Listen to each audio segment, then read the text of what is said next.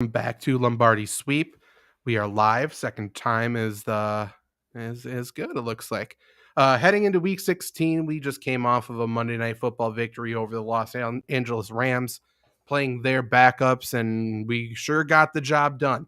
So the Packers keep winning. The Packers keep moving. I think their percentage probability to make the playoffs is at 8% now, I believe. So we are cooking, and we are gearing up for a Christmas Day game down in Miami against the Miami Dolphins and Raheem Mostert, who is ready to run for 200 yards, but we will preview that game. We will talk about news. We will talk about Aaron Rodgers, as the title says, Luke Reimer in the middle, Trevor Land on the right. Janet Wilson was at Lambeau for the Monday Night Football game and is currently driving back down to Texas trying to beat the snowstorm, so she is not here this week. But I guess overall feelings, overall takeaways, the Packers are still alive. Trevor, I know you got to watch the full game. Are you feel just like what's your feelings? Do you feel more optimistic? Do you feel good? What's your feelings leaving that Packers game? I feel the exact same as I did before. This team has no chance to make the playoffs, no matter what statistics say. If I had a dollar for every time that the Packers gave up a 3rd and 10, and I'm not talking, a scramble drill. I'm talking just steps back in the pocket and throws to the first guy that's open. That really caught my eyes to me. This defense still can't stop much. I know they give up 12 points, but again, this is the Baker Mayfield and the very bad Rams offense right now. What I saw from the offense, they looked all right. Again, this Rams defense is not what they were. So you win by 12 against a team you should easily beat at home. That doesn't sway much to me. I like what I see from special teams, but defense hasn't improved. And I don't know why we're acting like it has, just because they give up less points to a horrible, horrible offense. Luke, what's your overall thoughts? What's the vibe in Green Bay this week? Well, I mean, if we're being honest, the vibe is everyone's kind of depressed of the incoming snowstorm. But I think in terms of the Packers, I think I mean, we talk about it every single year with Pack fans. I think we're Packers fans are now falling into a little bit of a trap here, thinking that because we beat the Bears and Rams that we're guaranteed a playoff spot. Of course, beating both those teams is great. Wins are always great. It's the Packers are doing right now what they should be doing to get to the playoffs. But for me, it's there's so many other things that need to happen for them to make the playoffs. It's hard to see them in the playoffs. And Trevor, I'm kind of on the same path with you. Like, I don't think that they're good enough to maybe compete in the playoffs. Of course, you can never count Aaron Rodgers out, but like the team around him, we've seen it all year. There's no reason to me to believe that this team is any different than the team that was in that 6-game losing streak. No, I mean, like there's just too many things working against them. You could talk about coaching and scheme and mid-game and in-game adjustments and stuff, which works against the Packers basically every single big game anyways. But then you can talk about the injuries and just the lack of depth, which is still true. And you wouldn't really know it coming out of the game because I think the big takeaway now coming out of the game is that the rookie class, Brian Gutekunst nailed it. Brian Gutekunst hit home run after home run, dinger after dinger, and now the rookie class is all healthy. They are gelling. They are here. They are working good. They have arrived and are shining is the narrative this week. And I think there's been a lot of positivity in the draft class. I don't think they're great. He certainly didn't hit a home run. If we grade the Packers draft class with 2020 hindsight, I'd still give it a C or a D. Like, I don't think they did amazing. However, like, some of the players are certainly making plays. Some of the players are showing promise. And clearly, some of the players are playing like rookies. And that has been the case the entire season, which is why the Packers are where they are. And no quantitative stat can really, it doesn't really mean anything. Doesn't really, I mean, for people who don't know, like the big thing that's going around on social media is how all of these rookies are ranking in certain positions. Christian Watson's leading the rookies in touchdowns. Quay Walker leads all rookies in tackles. Again, it's just because these rookies are forced into big roles, forced to be on the field, and Aaron Rodgers has done a good job getting, Christian Watson the ball. Defenses weren't respecting Christian Watson. They are now. So now we will see how he is able to play. And obviously we saw how that happened on Monday night against bad defense anyways. And we'll see going forward, like in Miami. Quay Walker has been on the field a ton because the Packers defense is bad and because he's been forced to play essentially every single snap because, he was the replacement for Ty Summers. He beat out Ty Summers. Congratulations. I'm glad somebody could finally do it. But that leading the league in tackles isn't something that I think means you're a good football player. There's a lot of things that he still does wrong. I'm not saying Quay Walker's a bad player. I would prefer if he wasn't a starter. I think he is not necessarily a starter on the majority of NFL teams right now, but I don't know. And like I said before the show, where's Sean Ryan? Like if Gutekunst drafted super well, I just want to at least see Sean Ryan dressed. I don't think he's even been dressing. I have no idea. I might be wrong, but I don't think I am. I have no idea where he is. But I think the biggest reason for that, and the biggest reason why Packers rookies typically don't do very well, is because the mental gap between college and the Packers, or the college and the NFL, is so great. And it kind of leads into an athletic article by Kalen Kaler, which I have a big issue with. But the Packers draft projects, and not only do the Packers draft projects, Trevor, if you look around the receiving core, they draft projects from D3 schools, essentially. We're talking about North Dakota State. We're talking about Nevada. We're talking about Kentucky. We're talking about Nebraska. We're talking about these schools that really, they don't come from complex systems. They don't come from anything too special. So the learning curve from from a mid-level college offense to Hall of Famer-led offense is great. So, and plus they're not made to play players right away, per the Packers tendencies and philosophies. So, yes, the Packers rookies are playing well. Yes, they started slow, and I think we all understand why they started slow, right? Yeah. I don't know. Yeah, and I was just gonna say too. It has nothing to do with anything, but it feels like the Packers kind of saw what the Bucs did with Giannis, and they're trying to replicate that a little bit. Like you said, Zach, drafting these prospects no one's ever heard about, and all these D3 schools. What happened to drafting? I guess they have been drafting defense players from Georgia recently. But what happened to drafting Alabama players, Ohio State players, fucking good college teams? That's what needs to happen. Those are. Look at the best players in the league. They come from huge Division I programs. That is what the Packers need to do, and they just don't. And I guess when they do, you get guys like a Quay Walker and Eric Stokes, who probably aren't the best players that you could have drafted from their team at that spot that you had. Well, and the important part too is we've talked about this, Zach. You've covered it a lot of times. First round picks, your goal is to contribute pretty much immediately, right? Christian Watson has done well. Romeo Doubs has done all right. We liked him when they drafted him. Tom Enigbari, we liked those picks as well. They had 2 first-round picks.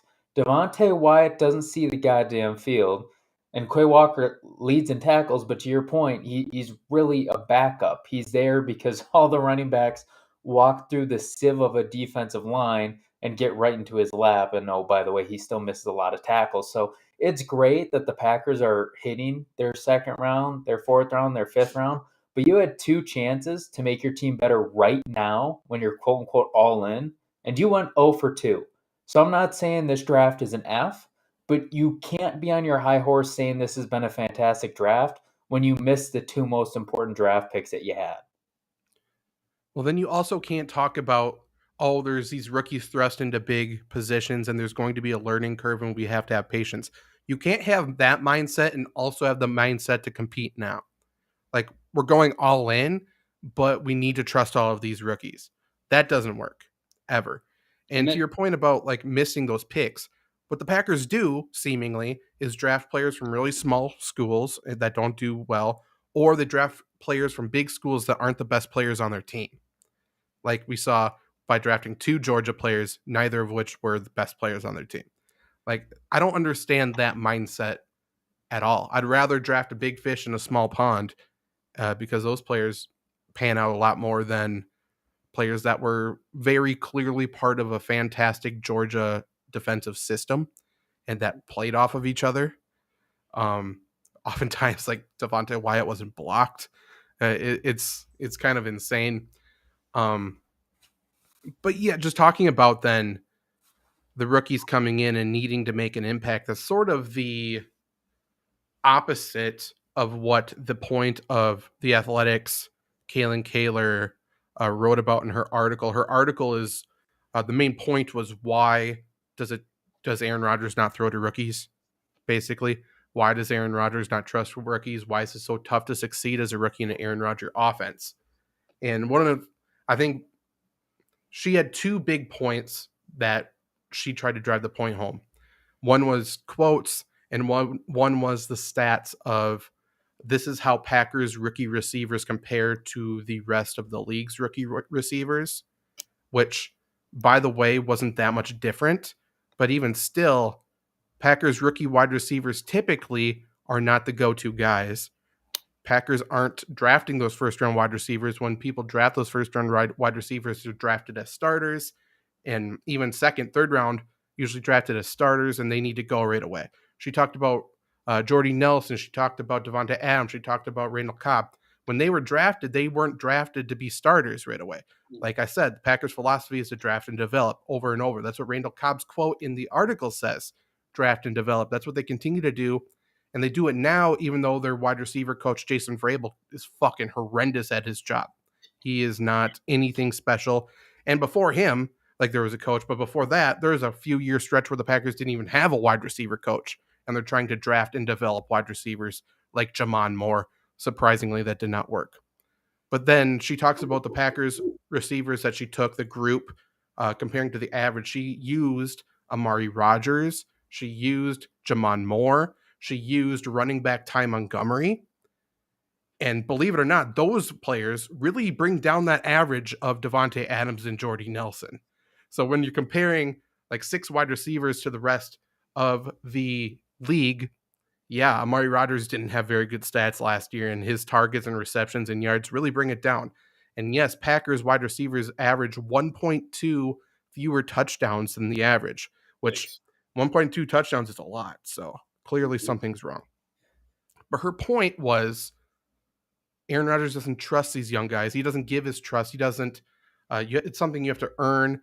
But the thing that people are running with is that Aaron Rodgers isn't even teaching these young players the hand signals a la Christian Watson in the game when he didn't recognize that signal. He's not teaching these signals, and it's because he's setting these rookies up for failure, which makes no sense whatsoever. That's what why would he do that? A 38-year-old quarterback definitely does not want his receivers to know what a play is, right? Right, yeah. Why would he want that? Right. Like, that just makes no fucking sense. It makes no sense. That's the tone of the article. He's setting these people up for failure. He's so arrogant and above it that he's not even teaching these people hand signals. And to the point, one of the players was quoted, and I believe it was Kylan Hill, who was reported in the article, and Kylan Hill didn't know the hand signals as well. Great one to use. Rookie running back who was on IR and not needing to know hand signals. But not all the coaches know hand signals either. Not all the coaches know the signals. And I can tell you who does. I can tell you Matt LaFleur does. I can tell you the offensive coordinators have. I'm guessing Jason Vrabel doesn't because he's a big doofus. I'm guessing that's who they're talking about, right? Or maybe it's the running back coach who doesn't know the hand signals, which, by the way, that's fine. He doesn't need to know it. And also, Aaron Rodgers doesn't need to be teaching all of these people one-on-one the hand signals. He has a lot of bigger fishes to fry. That's something the offensive coordinator and position coaches need to do. This isn't on Aaron Rodgers. And furthermore, the embarrassment Aaron Rodgers is putting these players through is what the article's talking about. When Jordan Love leads these meetings where they call the receivers up to the front of the class Jordan Love does a hand signal, they have to say what it is. And it's so embarrassing. They expect you to fail because they never taught you, blah, blah, blah, blah, blah. That's the point, which is unbelievably idiotic. That does not happen, obviously. And they're not written down anywhere. What's the big point?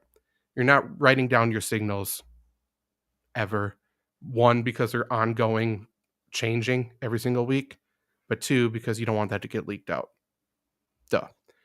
And not wanting it to get leaked out is why you don't teach your hand signals during training camp. You're not teaching them to these players that aren't going to make the team. You're not teaching hand signals to practice squad players ever.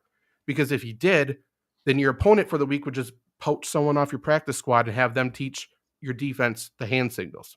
So when the Athletics' Kalen Kaler gets a quote from wide receiver Chris Blair about not getting taught the hand signals, I'm sorry. Why the fuck do I care? Why should anybody care? Tell me who Chris Blair is. Oh, he's one of the people who was brought in from Elkhorn State, who has never played a snap in the NFL.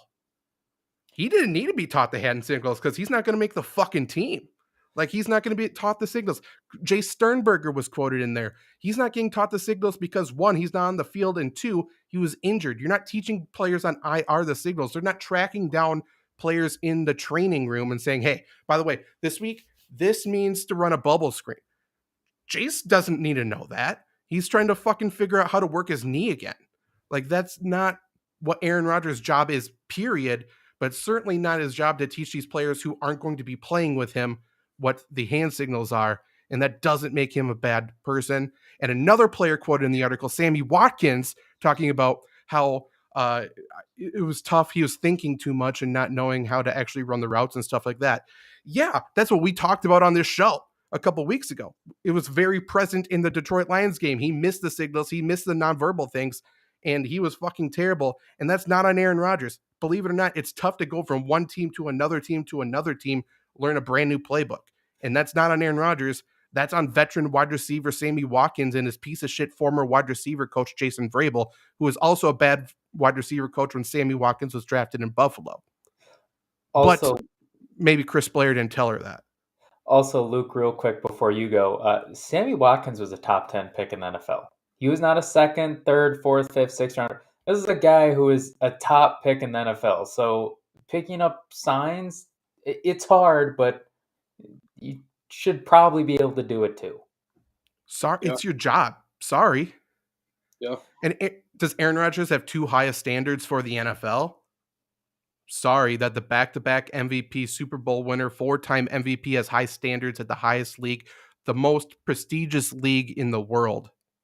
Sorry. And why did Rodgers doesn't get praised for that? Like, people fucking put Kobe Bryant, Michael Jordan, Tom Brady, Peyton Manning. Odell Beckham, Peyton Manning on pedestals for that exact reason. It's crazy. Tom Brady. But Zach, you were cooking. The only thing I wanted to say was it's probably not great to put out an article and use Jay Sternberger for a source. Chris Blair. Who's Chris Blair? Yeah.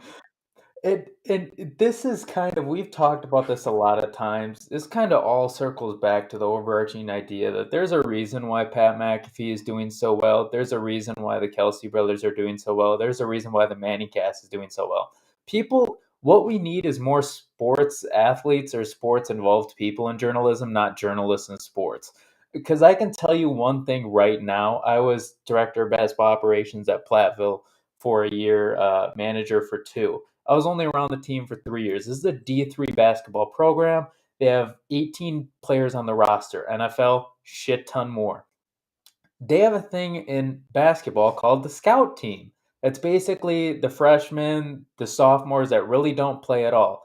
Guess what? When they're showing the guys signals and plays and hedges and all that stuff, comparing or getting ready for the next week's game, scout team's on the other fucking end of the court just trying to get better. So if we're talking about practice squads players, and shit, let's bring it back to basketball. I mean, they have less players. That should be easy, right?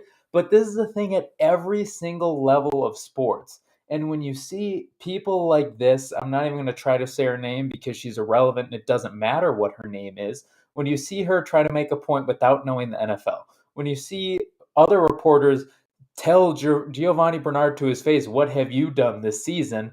And then double down on it. When you see people like Josina Anderson say, I know soccer because my dad played when he was 18. I mean, get the fuck out of here. Like, let's get the more athletes in there. And it's the stuff that you have to think about, who is this coming from? I'm sure she is a very smart individual, whoever wrote this article, but she is clearly out of her depth in the NFL. She doesn't have experience with NFL. Zach, you do. I have experience in basketball. This stuff translates. And when you haven't been in there and you don't know how it works, and you take bad sources, and you clearly have a piece that you want to write, you just need the quotes to fill that. This is what happens. And it's sad that a lot of people listen to it, but unfortunately, it's just kind of the day and age we're in right now. I'm sorry, Trevor. She was an assistant to Peter King, so I think she knows the NFL. Yeah. Her Kinda credentials, I looked it up, by the way, because I Kinda wanted to like know. kind of like our good old buddy Ben Fennell, who said Amari Rodgers is Randall Cobb because he stood on the sidelines for a couple Clemson games. Or Bukowski, who was a journalism minor. And He knows remember, journalism. he does it for a living. That's his Yeah. job, so he knows more than us. Yeah, so she was an assistant to Peter King. She wrote for Sports Illustrated, which, by the way, I have articles on Sports Illustrated, so I guess I wrote for Sports Illustrated. And then she wrote for something else that I haven't heard of. Now she writes for The Athletic. I respect The Athletic. I like The Athletic. I'm not sure why she's there. She might be good at other sports. I didn't read other articles. I know she wrote a bunch of other NFL articles. One was like a weekly recap. I think she's better at that. Recap the weekly happenings. Do that. I don't really want you to do your deep dive analysis and use your insider sources such as Chris Blair and Jay Sternberger and Kylan Hill and Sammy Watkins, 4 players who are irrelevant and also not on the football team. And the only person you interviewed who was on the team was Randall Cobb, and he defended Rodgers and gave a good point. But you started the article out with that. And to your point about having a narrative and then putting in quotes and putting in stuff to kind of fit it, she started the article with something very, very apparent. She said, Christian Watson almost messed this article up. So she wrote this before that game. She interviewed Sammy Watkins when he was still on the team. She had all of this probably weeks ago, and she was waiting for this. And because he missed that, then he put it out, whatever, blah, blah, blah. And then just to go back to your basketball analogy, like the scout team's doing their thing. They're preparing as the other team, obviously, for that specific game to give the starters a good look. Now imagine that, but then imagine those scout team players might not be here next week because they're on week-to-week contracts and can get signed by anybody. That's why you see players who are dropped, they're cut from a team, picked up by that team's opponent in a week or two because they might have some insider knowledge. The NFL, the line between winning and losing is so fucking thin, and every game matters so much because it's a 17-game season. Teams are looking for any little edge. That's why the Patriots have done what the Patriots have done every time there was a controversy, because they're trying to look for a little tiny edge to win.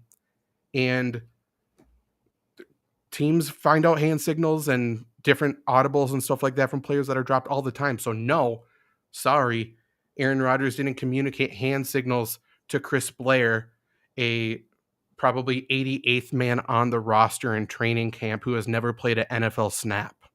Sorry about it. Can you imagine if this, like, someone did a deep dive into like Peyton Manning, how many players didn't know his hand signals? Peyton Manning, by the way, I love Peyton, so this isn't me slamming Peyton at all. If someone dropped a pass, someone lined up wrong in the huddle during practice, there's stories all the time. They tell the guy to get the fuck off the practice field. He's not even just like go to the sideline. He kicks them out of practice. He runs practice. He kicks them during the games. He kicks them out.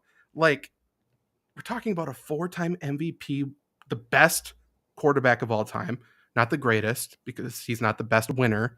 He's the most talented quarterback of all time. The longest tenured Packer of all time. Rodgers. Yeah.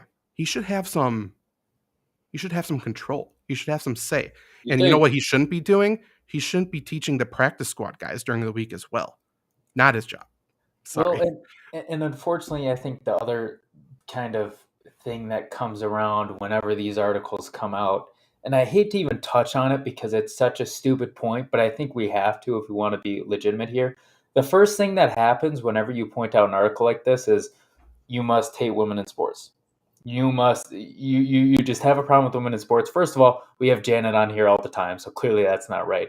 But second, our problem isn't with her as a woman or anything like that. It's saying if you don't know locker rooms or any sports rooms in any capacity, and now you're going with practice squads players, you cannot expect to be taken seriously.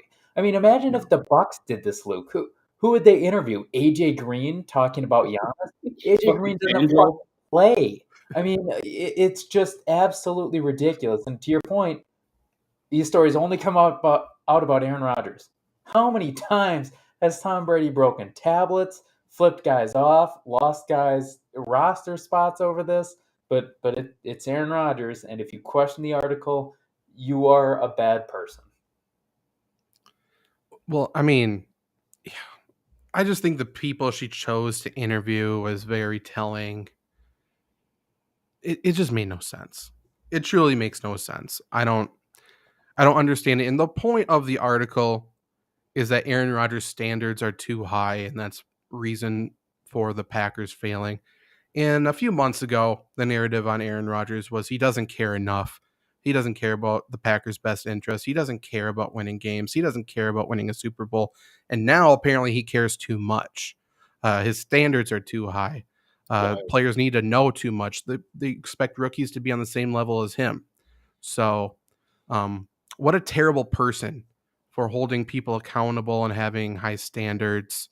And like, just take it easy. Like, if Christian Watson wants to run the wrong route, let him. Mm-hmm. He should have the ability in the offense to do that. I think Kaylor is right. Like, why should they have to know what's going on? Like, Rodgers isn't the boss. That's Matt LaFleur's job. And Matt LaFleur, meanwhile, is pumping up the Lambeau crowd, not even facing the fucking field. So, I don't know. I think this article. I mean, I don't like any just like clearly energized article. What? Hit pieces almost. Oh yeah. Well, just like clearly like you're trying to do a slam piece on whatever, and I don't like any of that shit. But you brought it up, Trevor. Oh, that's why Luke said Trevor, you brought it up, the Giovanni Bernard thing. This came right on the back of that. So I think that's why that got me so upset, because I don't know anybody who watched the Giovanni Bernard clip and was on the reporter's side other than other reporters. That was insane.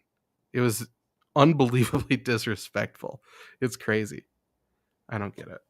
It's hilarious because it's something where, you see the videos of, the Karens going into a grocery store or like anywhere and berating somebody. And then everybody's like, wow, what a terrible person. And then you have a reporter saying this to a professional who also has been hurt, mind you. So like this isn't like he's not producing a fumble the ball. Like he has been hurt and it's suddenly, oh, she's just doing her job. Well, he can also do his job and use some words to tell her to screw off. Like the professionalism that is lacking is astounding. And we're talking about the Giovanni Bernard thing right now. But like the thing that catches me is he's talking about like, can I go see my family outside the locker room?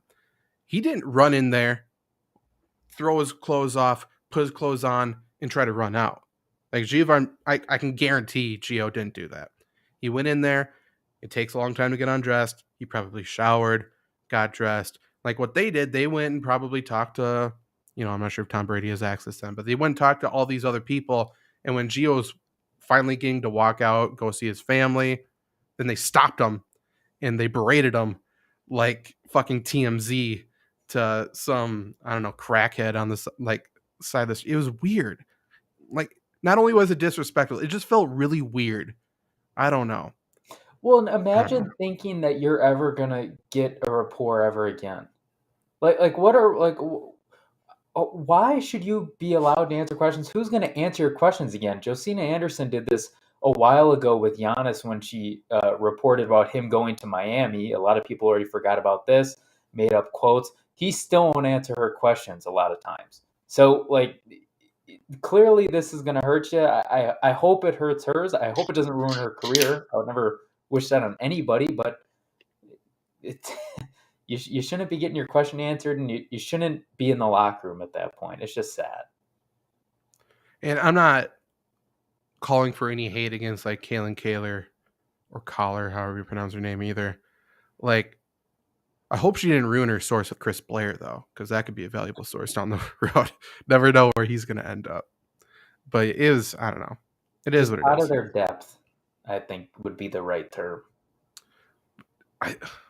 Whichever, I think Trevor said it. Like, I just really like former players in media, like people who have been there, done that, people who know what's going on. Like, those are the people who can give us a good perspective, not the like, seriously, the people who went to journalism school and all of a sudden they didn't get the TV job and now they're placed in a locker room trying to, swim, essentially trying to tread water. And then they're the one analyzing the game of football. Like, that might not even be, they might not even be like the sport they've watched. They may not have watched sports at all. They have zero like credibility in terms of the sports world. Maybe they went to journalism school. Maybe they can write and research extremely well, but they don't know. Like, they just don't know. So it's just weird. Yeah, I hate it. I can't stand it. I don't know. Another report. This didn't happen this week. This happened a couple of weeks ago from Jason Wild. I just want to know what your guys' opinion is and what do you think happens. Apparently, Jason Wild spoke to, I would assume Jordan Love's agent, who is also Aaron Rodgers' agent. Let's remind ourselves. Said Jordan Love would seek a trade if Aaron Rodgers comes back. So at this point, we're doing a lot of speculation, Trevor. But I'm going to ask you to do that. Like, do you think Aaron Rodgers comes back? And if so, do you think Jordan Love follows through and requests a trade? I think Aaron Rodgers comes back. I just can't see him going anywhere else unless he gets kicked out of the door.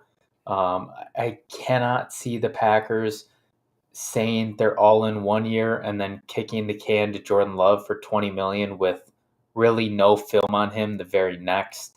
And if he leaves, I think it's completely within Love's right to want to trade. I don't think he's the villain at all in any of this, or he should be blamed, or Rodgers should be blamed. It's just how the game works. But I just don't see Rodgers as a guy. I don't see him as a guy who needs to win a Super Bowl to leave.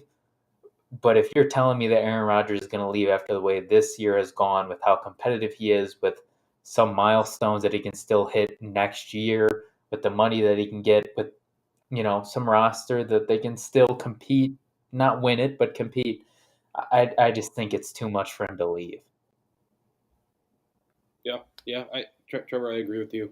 If a Jordan Love trade were to happen, I think I would rather go for immediate help than guys who are maybe on the cusp of being good right now, maybe 2 or 3 guys like that. But if you can get a weapon, offense or defense, I mean, it'd be incredible because Rodgers still has shit left in the tank. And like you said, also leaving. I don't know that Rodgers leaves that much money on the table if he's leaving. All these ingredients add up to Rodgers coming back. If Jordan Love does get traded, maybe you grab someone to help out on offense a little bit, and all of a sudden you have a Super Bowl contender again. Yeah, and I think this, like, the way I introduced this was, I'm pretty sure Jason Wild spoke to their agent. Yeah. Because I just think this is an agent thing to do. We've seen this happen time and time again, including in Green Bay. However, that case wasn't when the agent was representing both players. This was kind of a disaster from the start, but the agent wants both of his players to play. Yep. And he wants both of them to get paid, obviously.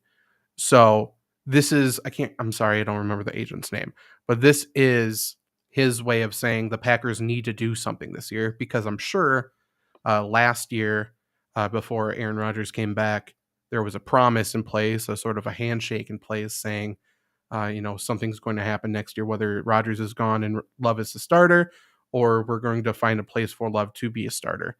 And I'm sure handshake was made. Jordan Love stayed quiet through this whole thing, been a great teammate. To your point, this isn't him being a villain whatsoever. This isn't the agent being a villain whatsoever. It just doesn't make sense for a first round draft pick to sit this long. And it's already unusual for them to sit this long in this time, like this point in the NFL, because there's no chance whatsoever. Let's say Aaron Rodgers plays 2 more years after this one. Then Jordan Love's a free agent. And he would be what?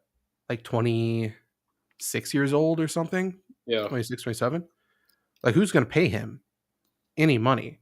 Like, he's essentially a 26, 27-year-old rookie. Like, there's no chance people are going to pay him. So they want him to get paid. They want him to earn another contract. They want yada, yada, yada. So, like, I do think there's going to be a trade request. We'll see if the Packers get out of their own way and trade him, because I think this offseason is an awesome time to trade a quarterback. Seeing how many terrible quarterbacks there are around the league, possible vacancies. Like, if I'm the Colts, I do something. If I'm the Panthers, I do something. Maybe the Jets do something. Like, there's so many teams that could use Jordan Love and at least, trade to take a chance on him. And I think it's going to be relatively inexpensive to trade for Jordan Love. I think it's going to be like, assuming he doesn't play the rest of the season, maybe a fifth. Like, I think the Packers are going to take a big loss on it. But, I think that's probably what's going to happen. And I do think Aaron Rodgers comes back to your point, just being hyper competitive and not wanting to leave on this note. He keeps saying he just wants to see how his body and his mind feels. Again, I think his mind's going to be there. As long as he doesn't suffer another injury at the end of the year, I don't know how he's not back. Yeah. And the offensive line essentially is all back. Like, Nijman needs to fucking go anyway. So hopefully they just let him walk. And I don't know, maybe they draft a right tackle or something. That would be a wild concept. But yeah, I think the pieces are in place for Rodgers to come back. Hopefully they restructure his contract if he does, in order to keep some of the players who are free agents. To Kurt's point, welcome back, my favorite fan. $60 million. There's no way Rodgers is going to be a cap hit of $60 million next year. There's no way. Like, that was put into place if he retires, and then they're going to space it out anyway. That's so much money.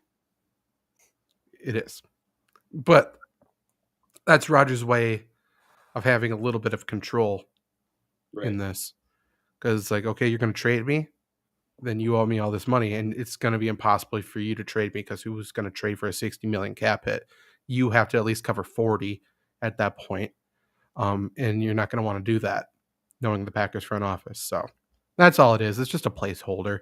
Like, Rodgers is going to get paid all of his money, but it's not going to be all next year. Okay. Anything else to talk about before we just quickly do this Dolphins game? Mm-hmm. Yesterday, the Packers were 5.5-point underdogs. That has changed to 3.5 points today. So people are expecting a closer game. Over under 48.5. So people are expecting points to be scored and the game to be close. We said it at the top. Raheem Mostert's there. Anytime, obviously, Raheem Mostert has faced the Packers with the Niners, and it's the same blocking scheme down there in Miami. 49ers have feasted against the Packers over and over and over. I assume that is going to be the case again, except now we add the variables of Tyreek Hill and Jalen Waddle on the outside as well. So I think the defense has a very tough task this week. However, the other side of the ball, like, I think the Packers can score on this Dolphins defense. I'm really not afraid of the Dolphins defense whatsoever. They have some decent guys off the edge, but I don't know. If Rodgers has time, which I think he will, I think he can carve up the secondary. So, Luke, what's your overall thoughts going into the game? Is there a specific thing the Packers need to do? But what's your thoughts going into, obviously, a game that the Packers have to win to keep hope alive?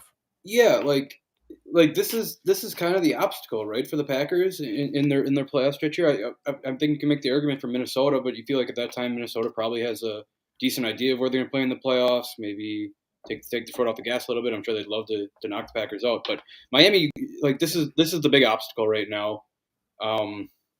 I mean, the more I think about this game, the more I think why is Miami a good football team? Like their defense doesn't scare me. It's the receivers that scare me. Of course, the key to the game is contain Tyreek Hill. Like you can't let Tyreek Hill just bust reverses and flies the entire game. And I'm sure he keeps a lot of defensive coordinators up at night trying to figure out how to game plan against him. But whatever that means, like Tyreek Hill can't win this game for Miami because Miami will win the game if he takes this game over. Um, and this almost feels like to me, AJ Dillon, Aaron Jones continue to run the ball. I know I make the same point every single week, but that's kind of the bread and butter what this team has turned into right now. I think if you get that going, I think Miami's defense nothing to be scared of. I think they're very susceptible to getting burned in play action. I think there's holes all over the middle that Rodgers can exploit. To your point, Zach, of if he gets some pressure. I know Miami's kind of got a weird stadium where it's kind of like half a dome with a little opening in the middle. I think there's some rain in the forecast, so it'll be interesting to see how that plays into effect. And I believe it's going to be a little cold for Miami weather down there on Christmas. But really, to answer your question, I don't have any expectations for this game. Like I expect the Packers to lose this game, but if they win this game, will it surprise me? Probably not. I mean, I guess, can I say the Packers are rolling in relation to the rest of the season? Because they have 2 wins in a row. If momentum is anything, they should have it right now. Yeah. And to your point, I think I saw 50s, like mid 50s maybe for a forecast down there. So cold Yeah. for Miami, which is good. Yeah, for me, I mean, it hurts to say it. I think this game goes by Tua. I think he decides who wins and who loses. Um, the Packers defense, I don't trust them, but I also don't trust Tua to make the throws when they're needed. They're going to be there. It's just whether he can make them. Tyreek Hill, I don't know anybody on this team who can defend him straight up, especially if you don't have coverage over the top. I don't see that happening. So it's will Tua hit him when he's open. Because they're going to run the ball. The Packers are going to struggle with that. Packers are just going to struggle if they even get it to 3rd and long. So Packers offense is going to be there, but who makes a stop first? I just see Tua making the plays, and I'm not saying he's good. I'm just saying the plays are there for him. He'll make just enough to win. But to your point, Luke, if the Packers win this game, I don't think it's anything crazy at all. I think it's even probably more likely. I would be less surprised than when they beat Arizona last year. You know what's going to be horrible in this game? Like really early in the game when Tyreek Hill split out wide and Jair is playing underneath coverage and Darnell Savage jumps Mike Gesicki over the middle and Tyreek Hill is just running wide open in the middle of the field. That's going to be horrible. Yeah, we saw from the Ravens earlier this year what happens when you just don't have over top coverage on Tyreek Hill. So, like, literally what the Packers, in my opinion, need to do, like, their key or whatever, like, we just need to be disciplined and we need to not miss tackles. And that goes for Raheem Mostert in the middle. That goes for Tyreek Hill whenever he's in open space. Like, we need to just finish tackles at this point. It's, we need to figure it out. Yeah. Savage did get 1 snap. It's an injury. But yeah, we need to finish tackles. We need to get pressure on Tua too. Like I think the 49ers aren't going to come out and try to air it out. Like they're only going to do that if their running game doesn't work. Like even though they have Tyreek and Waddle, like they're not a air raid team. They just are when they need to be. And unfortunately, they're very good when doing that. They're still a running team. They're a run first team. Yeah. And the Packers really haven't shown any ability to stop that run first team. Even last week against a makeshift Rams offensive line, Cam Akers got loose a few times. So it's going to be difficult. But again, yeah, like if the Packers can force a couple of mistakes, which I think this Dolphins team's very prone to do, then you're good. And then if the Packers can just sit on the ball, milk the clock, extend possessions, do long drives with the running game, then we're good.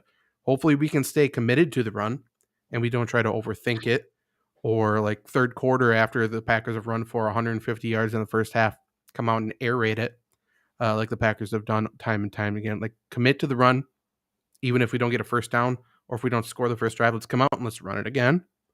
Because the Packers' offensive line can definitely beat this defensive front.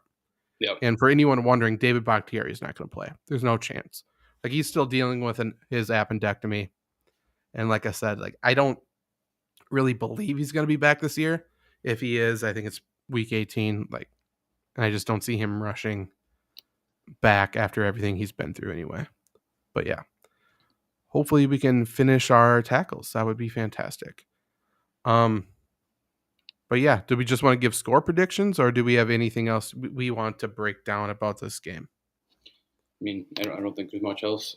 Like the offense, Miami's defense hasn't been playing to what it was last year. Like the offense can move the ball, and I do think that I don't know who wins this game, but I think the offense can put up some points in this game.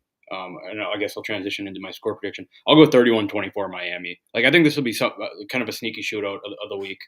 I definitely think this will be a fun game to watch.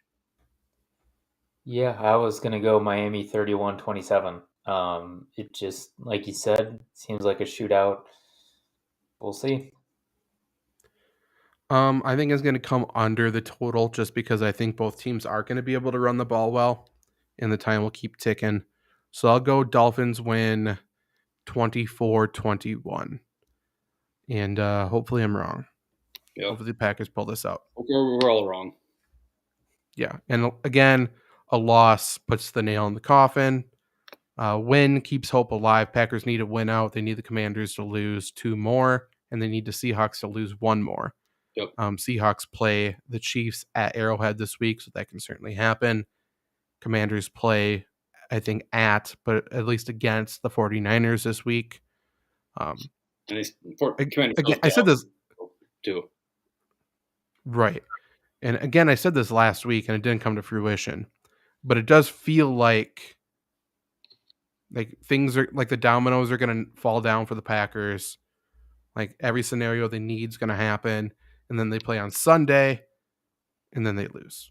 Mm-hmm. That's kind of what it feels like. But if they're going to lose, if they're going to lose, I hope they lose against Miami and our season doesn't end to Minnesota. For sure, don't want it to end to Minnesota. I would love week 18 against the Lions. That is super meaningful for both teams. But dude, that'd be awesome if that was for like a playoff spot and that got flexed to Sunday night. That would be a great game to end the year with. For sure, a win in your end game. Yeah, it's never going to happen, but I would kind of like, if you're going to lose to Miami, throw out Jordan Love last 2 games, show him what you got. Rodgers would never sign off on that, and the front office wouldn't. But I mean, his option is what, 20-some million next year? You might as well give him some real game script. You have to see something, and whether it's putting him on display for the rest of the league to see in good matchups, kind of against the Vikings and Lions, or if it's just if you were going to extend, we need to know. And like I think I know what Jordan Love is, and I don't think he's terrible. I don't think he's good. Like he's not a quarterback of the future, in my opinion. But no matter what, we for sure don't have enough evidence to know one way or another for sure. And hopefully Rodgers lets that happen. Hopefully he goes and gets early surgery on his thumb and is ready for next year. Imagine the storyline, though, if the Packers lose against Miami and then Jordan Love somehow wins the last 2 games. It's going to be that Aaron Rodgers held the Packers back. What if like the game against Detroit doesn't mean anything and Jordan Love just has a Matt Flynn game? He might. He absolutely might. That would be worst case scenario, probably. That'd be incredible chaos. I mean, not necessarily. Hope maybe that gets him a big payday like it did for Matt Flynn elsewhere. Yeah. Like that should drive up his price, should drive up his interest from like with the Panthers, we know the owner is making all the decisions there, Tepper or whatever. So if he sees that and keeps throwing money against the wall trying to get a quarterback, maybe he chases the headlines, maybe he chases that big, highlight reel from the game against Detroit. That'd be awesome. I'm just thinking of it from the point of view that the Packers are going to see that, say, bye-bye Aaron Rodgers. For sure. Or Jordan Love, which would scare me a lot. That's all Brian Gutekunst is waiting for.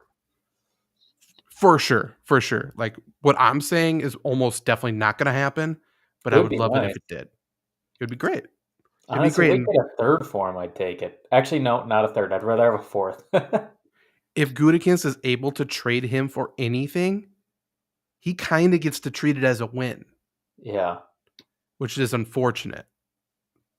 Because, again, we could look down the list of the rest of the first rounders and say they could have been on the field this entire time.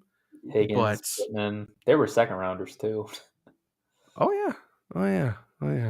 But it is what it is. Okay. Before we end the show, I wanted to I have a lock of the week for college basketball for anyone listening. If you're listening live, it's tomorrow. If you're listening to the show tomorrow morning, it's for the game tonight or for the game that night. And if you're listening after, you can make fun of me if this loses. But Southern Miss plus 8.5 against UNLV tomorrow night. Southern Miss can defend. They're a very good defending team. Of course they are. Mm-hmm. Of course they are. Sounds good. Will Brett be in attendance? Do you know? I hope so. I mean, that kind of, now that I say that, that ties in with the Packers show, Southern Miss. There you go. They're good at defending, and Brett Favre is good at being defensive, so it goes hand in hand. And they just got the best sound clip of the year after Frank Gore Jr. destroyed. Yep. And he got the chill auntie soundbites. One of my favorites of all. His aunt is wild. She's going crazy. Mm-hmm. Go look that up. But yeah. So this is Lombardi Sweep. We'll be back next week. We will continue to have shows. I think until probably 1 week after the Packers season is done, we'll probably do a recap. And then we will let you know what the offseason is going to be about. But I'm sure we will have heavy draft coverage again since, we sort of nailed that last year. Might as well run her back. So see you next week.